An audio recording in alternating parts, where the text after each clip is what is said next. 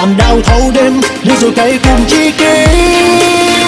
Huynh đệ ơi, huynh đệ à, cuộc sống có tốt không? Okay, ready?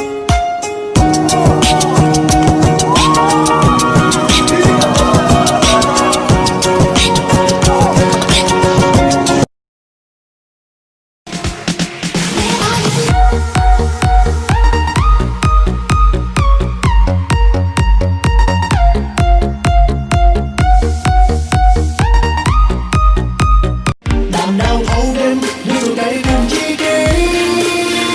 Huynh đệ ơi, huynh đệ à, cuộc sống có tốt. Em và anh là hai con người chưa quen biết nhau qua Facebook. Từ sự cảm thông và thấu hiểu mình dần mến nhau thêm một chút. Rồi theo thời gian, ngày qua ngày nhiều dòng tin nhắn cứ tiếp diễn. Mỗi ngày một ít yêu thương, trái tim cũng thế.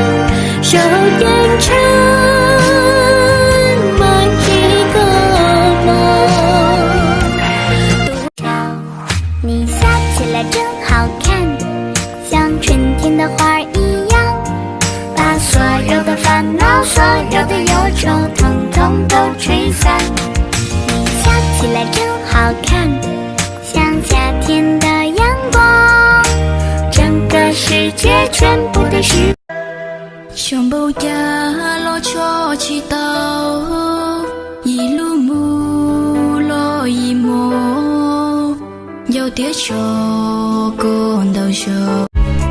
Chỉ lu cứu thâu lo đa cứu, cây lo nhớ đã chưa tiếc, đã tao nên chôn một chiếc ta, tao có nghe chơi yêu mù nhỉ. Chỉ lu cứu thâu lo dìa cứu.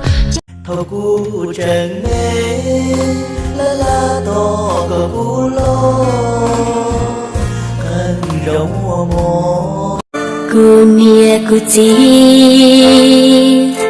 chi yo ne in tu cha tua tua chi nhỏ ne tu